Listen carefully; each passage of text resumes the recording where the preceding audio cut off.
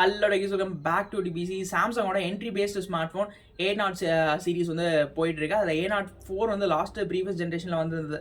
இப்போ அதை தொடர்ந்து A05 அப்படிங்கிற ஸ்மார்ட் ஃபோனோட ஸ்பெசிஃபிகேஷன் ரூமர்ஸ் ஆன்லைனில் போயிட்டு இருக்கு. மோஸ்ட் ஆஃப் முக்கியமான ஸ்பெசிஃபிகேஷன்ஸ் எல்லாமே இதாக இருக்க போதுங்கிற மாதிரி கன்ஃபார்ம் ஆயிடுச்சு. அது தென் என்ன ஏது, அதோட பாசிட்டிவ்ஸ் என்ன, நெகட்டிவ்ஸ் என்ன, தேருமா தேராதா அப்படிங்கிறதெல்லாம் விஷயங்கள் தான் இந்த ஒரு வீடியோவில் இருக்க போது. வீடியோ பார்த்து முடிச்சுட்டு பிடிச்சிருக்க பட்சத்தில் லைக், ஷேர், சப்ஸ்கிரைப்ல தட்டி விட்டுருக்கு. A05 ஸ்மார்ட் ஃபோன் ஓவரால் பார்த்தோம் அப்படின்னா டிசைன்ஸில் பெருசாக சேஞ்சஸ் இருக்க போகிறதுல ப்ரீவியஸ் ஜென்ரேஷன் A04 எப்படி இருந்தோ அதே மாதிரி தான் இந்த ஒரு ஸ்மார்ட் ஃபோனுமே இருக்க போது. மோஸ்ட்டாக பெருசாக அதுவும் மாறல. பேக்கில் ஒரு 2 கேமராஸ், ஃப்ரண்ட்டில் பார்த்தோம்னா ஒரு வி ட்ராப் நாஸ் இருக்கிற மாதிரியான செட்டப் தான். டிஸ்பிளேஸ் பெரிய அப்கிரேடட்னு நான் சொல்ல மாட்டேன். ஏன்னா ஒரு LCD பேனல் 120 Hz ரெஃப்ரெஷ் ரேட்டோட கொடுத்துருக்காங்க.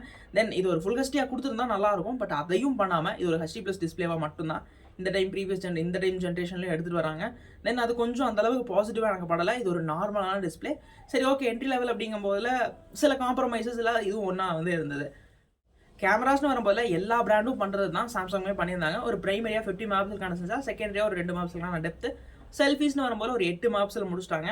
ஆக்சுவலாக செல்ஃபீஸ் கொஞ்சம் அப்கிரேட் பண்ணியிருக்கலாம். ஒரு 13 மெகாபிக்சலாவது குறைஞ்சபட்சம் கொடுத்துருந்தா நல்லா இருந்திருக்கும். அது கொஞ்சம் இன்னும் கொஞ்சம் ஒரு பாசிட்டிவ் மைண்ட் செட் கிரியேட் பண்ணிருக்கோம். பரவாயில்லப்பா, மற்ற பிராண்ட்ஸ் மாதிரி இல்லாமல் சாம்சங் வந்து ஒரு 13 மெகாபிக்சல் செல்ஃபி கொடுத்துருக்காங்க அப்படிங்கிற மாதிரி.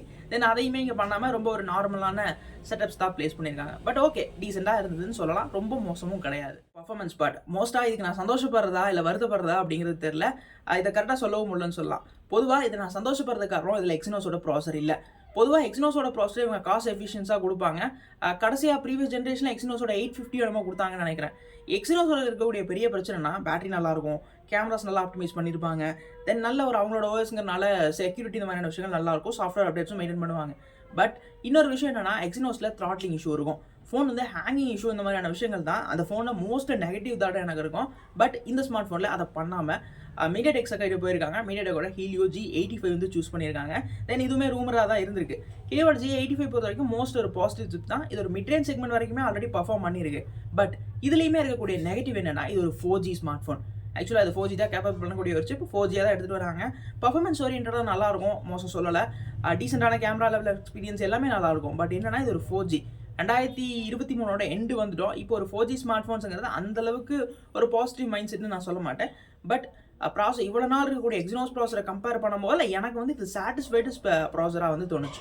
பேட்டரிஸ் அப்படிங்கிற ஒரு செக்மெண்ட் வந்தோம் அப்படின்னா இதில் இப்போ ப்ரீவியஸ் ஜென்ரேஷனில் 5000 கொடுத்துருந்தாங்க. மோஸ்ட்டாக கொஞ்சம் அப்கிரேடான டைம் 6000 இருக்க வாய்ப்பு இருக்குது அப்படிங்கிற மாதிரி இருக்குது. ஏன்னா ப்ரைஸஸும் ஸ்லைடராக அதிகமாக இருக்குது. மோஸ்ட்டாக நமக்கு இதில் 6000 mAh பேட்டரி வரலாம். அண்ட் சார்ஜர் போன ஜென்ரேஷன் கொடுத்தாங்க. A04 வந்து இன்க்ளூடட் பாக்ஸில் வந்து ட்ராவல் அடாப்டர் கொடுத்துருந்தாங்க. தென் இதுலேயுமே கொடுப்பாங்கிற ஒரு எக்ஸ்பெக்டேஷன் இருக்குது. ஒரு 25 வாட்ஸ் மோஸ்ட்டாக இருக்க வந்து வாய்ப்பு இருக்குது அப்படிங்கிற மாதிரி தான். இதோட ப்ரைஸ் வேரியன்ஸ் பற்றி அப்படின்னு பார்த்தோம்னா இதில் வந்து 2 வேரியன்ஸ் இருக்க போதுங்கிற மாதிரி தான் மோஸ்ட் நான் கேள்விப்பட்டேன். 464, இன்னொன்று 628 அப்படிங்கிற மாதிரி. பட் ஸ்டோரேஜ் கேப்பபிலிட்டியோட பார்க்கும்போது நல்லா இருந்தது. தென் ப்ரைஸ் அதுக்கேற்ற மாதிரி அதோட பேஸ் ப்ரைஸே ஒரு 12க்கு மேலே கிட்டத்தட்ட வந்துட மாட்டிருக்கு. அண்ட் எக்ஸ்பீரியன்ஸ் ப்ரைஸ் ஒரு 15K வரைக்கும் வந்துட மாட்டிருக்கு. ஏன்னா ப்ரீவியஸ் ஜென்ரேஷன் இதுக்கு முன்னாடி A04 பார்த்தீங்கன்னா ஹீலியோட 35 யூஸ் பண்ணியிருந்தாங்க. ஸ்பெக்கெல்லாம் மோஸ்ட்டாக சிமிலராக அந்த மாதிரி தான் இருந்தது.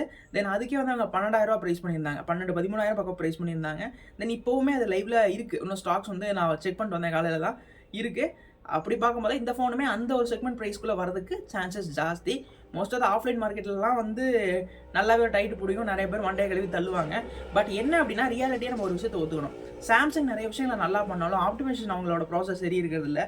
அண்ட் தென் அவங்க பெரிய பிராண்டு தான், இல்லைன்னு சொல்லலை. பட் இந்த இருக்கக்கூடிய காம்படிஷன்ஸ்க்கு ஒரு 4G ஸ்மார்ட் ஃபோன் இப்போ வாங்கினா திரும்ப 1 வருஷம் 1.5 வருஷத்துலேயே அவங்க 5Gக்கு திரும்ப அடாப்ட் ஆகிறதுக்கு வேறு ஒரு ஸ்மார்ட் ஃபோன் சூஸ் பண்ணணும். அந்த மாதிரி விஷயங்கள் தான் மோஸ்ட் வந்து நான் 4G ஃபோன்ஸை பற்றி பேசுறது ரொம்ப கம்மி பண்ணிட்டேன். தென் இப்போ 12,000 நிறைய 5G ஸ்மார்ட் ஃபோன்ஸ் இருந்தது. அந்த காம்படிஷனில் 5000 போட்டு ஏன் நான் ஒரு 4G ஸ்மார்ட் ஃபோனை சூஸ் பண்ணணும் அப்படிங்கிற ஒரு கேள்வியோடு தான் எனக்குமே இருந்தது. தென் இந்த ஃபோனில் இருக்கக்கூடிய விஷயங்கள் இதுவாக தான் இருக்க போகுது அப்படிங்கிற மாதிரி தான் மோஸ்ட் ரூமர். இது வந்து ஒரு அஃபிஷியல் சோர்ஸ்னு கூட சொல்லலாம். இந்த மாதிரிதான விஷயங்கள்லாம் வந்து இப்போதைக்கு ஸ்பெகுலேட் ஆகிட்டு இருக்கு. இந்த விஷயத்தை உங்களோட ஷேர் பண்ணிக்கணும்னு நினச்சேன். தென் அதான் இந்த ஒரு வீடியோ பிடிச்சிருக்க பட்சத்தில் லைக், ஷேர், சப்ஸ்கிரைப்லாம் தட்டி விட்டுருங்க.